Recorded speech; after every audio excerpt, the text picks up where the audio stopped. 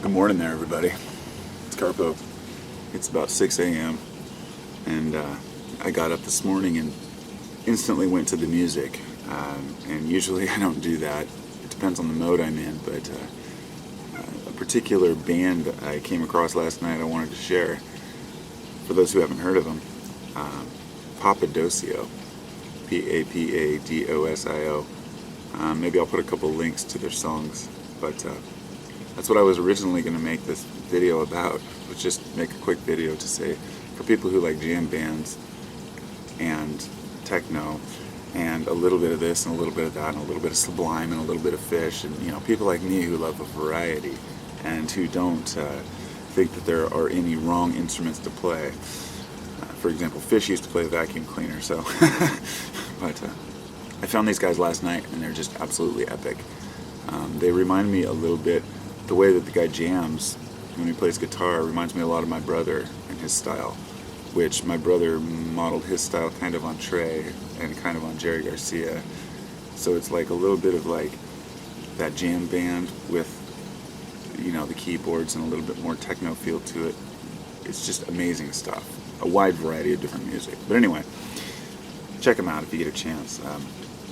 I wanted to say, for anybody who does listen to Papadosio, if you haven't heard of a band called Appleseed Cast, I would check them out. They're from Lawrence, Kansas. They're not a huge band. They're pretty small. They do tour, but I've seen them live up close, and they're just phenomenal band. The guys are really nice. Met the guy, had him sign my some of my records and stuff a while back, and it's good because it's still a small band that you can actually see intimately. Papadosio plays music festivals, and they're a little bigger. So anyway, it's a great band. I really like them a lot.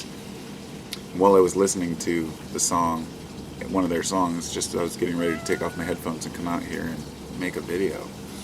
I was listening to a song called Water, and they had a bunch of voice, words in the background, spoken word, and it was some scientist or whatnot talking about water, how much the body contains water, and how water is affected by intentions. And you can kind of make out how he's talking about, how the crystals are more beautiful when you intend positive thoughts and whatnot. I believe this may have been derived from some of the experiments done by, say, Dr. Emoto, people like him, which a lot of people consider to be bunk and non-repeatable. I believe that water is affected by intention. And so this really got me thinking what's important in the way that we live our daily lives is to try to keep that positivity flowing. When I was out traveling recently, like down in Cali and then out at the Oregon coast, or Washington coast, on those trips I get up early in the morning, go for a walk on the beach or down and do whatever, walk around outside.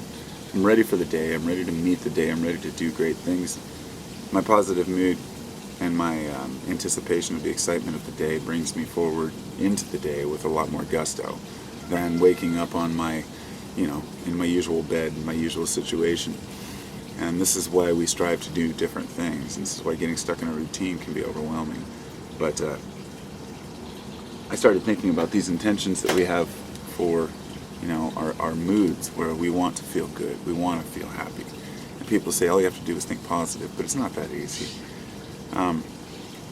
When we're creating this existence, if you want to call it a spiritual existence, I guess, when you're trying to develop who you are, and to know yourself and know your world, I think one of the most important things is to remember to incorporate those positive emotions as well as music into your regimen, I guess. Music to me is like one of the most important things in my life. I honestly don't have a clue what kind of a person I would be if I had never listened to music. And I'm starting to understand that people who don't understand music, it's not their fault. Often they're not either not brought up with music, or maybe they just, don't get it. Maybe they don't speak that language, and that's something I don't understand because I speak the language of music. Sometimes I thought maybe it was people who didn't grow up with, with music in their lives. But for example, I worked for this one guy He was a rich guy in the West Hills, and he had me doing remodeling in his house for 2 years. He put in all these nice stereo speakers in the ceilings, like mounted speakers. Really nice home stereo system in the back room, basically a dedicated little stereo room. But he didn't listen to music. And I remember one time I could tell he was getting annoyed because I was listening while I was working. And I was like, so what bands do you like? And he's like, I don't really like music. When he did play music, he would play the same like symphony album over and over, the same, classical music CD over and over. Didn't really know any of the songs. He just played it because it was elegant, and he lived in the nice part of town, and when his friends came to visit, they could think he was more elegant. But when I listened to that classical music, I listened to everything, the whole symphony, violins, cellos, and every little flute. To me, classical music is just amazing. I didn't really learn respect for it until I was much older. I always, understood the complexity of it and respected it, but I never enjoyed it, to be honest, until recently. Maybe 10 years ago, 8 years ago. Now I love it. I mean, I love every type of music. It's really rare to find a type of music that moves me to that point, where my emotions are like fluid, and I'm just able to ride the music out. Papadosio did that for me. I think they're pretty damn good. And as I did a little research on them and found out where they're playing, I started finding all these music festivals. And, I went to like the Jam Band, website to see who was playing where and doing what. And I've fallen out of the scene so much, when I was like 15, 16. I'd hitchhike to Oakland for a Dead show, or go to the country fair, or hop a train to the country fair. We tried once. Not an Amtrak train. We tried to hop an actual like freight train to to the country fair a couple 100 miles away, just because we'd heard that the train was going that way, or it went that way. Long story. Ended up dumping all the cars. And we got stuck in the middle of nowhere with like sitting on the top of this train with all this booze and weed, and it was just crazy experiences. They were all based on music and excitement and doing things. And during that time, when I went to my first, say, Grateful Dead show, which wasn't my first concert. My first concert was Iron Maiden and Anthrax at the Salem Armory. Brutal concert. Awesome. And I was a big metalhead back then. And I've seen a lot of metal shows, but once I got and found my first Dead show, everything changed. I realized, no, this isn't just some dumb hippie culture. This is a feeling of family. And as I got older, I started to realize that, there were lots of other bands like this. And I was stubborn like everyone else back in the mid-'90s when Jerry Garcia died. And, I was 15, and I was emotional, over it. And everybody was like, well, you check out Phish. And I said, I'm not into Phish. I'm not going to, try to replace the Grateful Dead with another band, But I did like Phish. I liked their music. It wasn't until years later, maybe a decade later, when I went to a Phish concert and said, this is it. This is the love. It's not about what band plays what. It's not about the people in the band. It's about what does it do to you? What does it do to your soul? So when I listen to music now, I never listen to it. I try really not. I'm trying to break away from the idea of listening to music with an idea that, oh, this is so-and-so or so-and-so. For example, let's say you're listening to a song you've never heard and you really start to like it. Then you find out it's Justin Bieber, or the Backstreet Boys or something. Will that affect your liking of the music? And sometimes, for me personally, I have to sit down and ask myself, am I biased merely because of who it is? So long ago I stopped doing that. I don't care. I like Toxic by Britney Spears. Okay, I like, I'm trying to think of a more extreme example than that. Just about every band has some song that I like. Even some of the shittiest bands that I can.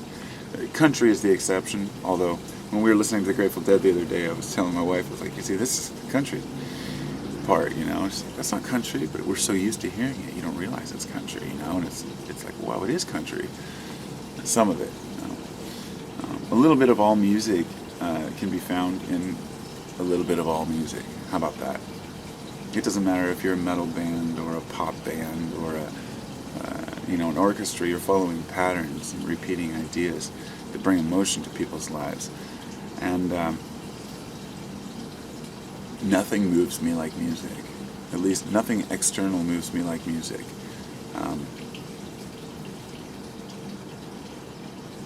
A person could sit there and tell me a million great, awesome stories or ideas or new ideas, or, enlighten me to something that I didn't know. Or even they could go the opposite direction and totally tear me down and harsh me and harass me. Either way, the emotions, positive or negative, are very just, whatever. They don't compare to the music emotion, which can be happy, sad, up and down. And I'm very lucky in the sense I have someone to share it with. My wife likes the same music I do. When we met, it still amazes me to this day, I guess, that we both listen to things like, we both grew up on things, we were total metalheads. We both loved Metallica, Megadeth, Anthrax, Slayer, whatever, all these different bands from the 80s. And then we also both moved to the Grateful Dead after that. We have the same story, that we both thought it was some heavy metal band because it had a skull on it. It was called Dead, so it must be heavy metal. And we said, what the hell's this? And we were embarrassed to even listen to it, and then fell in love with it. And then we both moved on when we'd been together for 2 years, I think, in 2000, when we found Modest Mouse. Started listening. We took some mushrooms one night and listened to the album we'd got, which was not Lonesome Crowded West, but The Moon in Antarctica by Modest Mouse.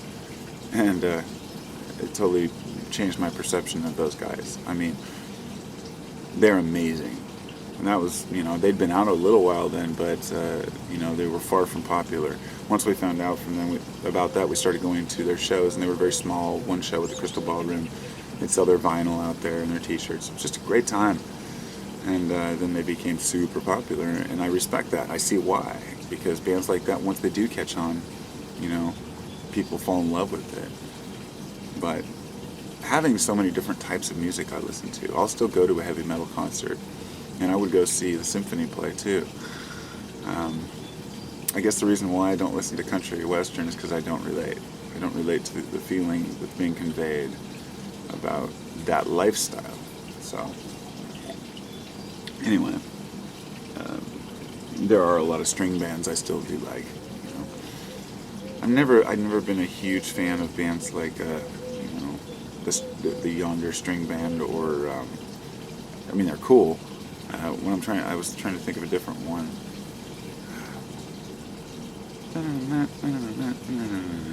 Anyway, there's Widespread Panic, and they're pretty good, but I don't really listen to them. And then there's one more band that's very, very popular. Name slips me right now, but they're more, banjo, symphony type, or country type. Bluegrass, I guess you would go. Bluegrass has become a huge route of, a lot of jam bands. It's just not my thing. I like Garcia and Grisman stuff, I've listened to a lot of their older stuff. Grisman is phenomenal, but it's just not something that I get into like the jam. So I guess, anyway, it's gotten really long, but Papadosio, the thing that they have is that techno groove with still that emotional backing and jam band feel behind it. And I think that that's where music is going. It's not going towards techno or away from anything or towards anything. It's combining all the elements of music so everyone in the crowd can have some way to relate to each other. Because ultimately, music is the language. If math is the language of the universe, and geometry is the language of the universe, if you will, then music is the language of spirit, of essence, of humans. It's how we communicate. We've observed it through the animals and the clicking two rocks together. And I just want to say I'm very grateful to live in a day and age where music is available as it is. I'm just fascinated to see where it goes from here. So.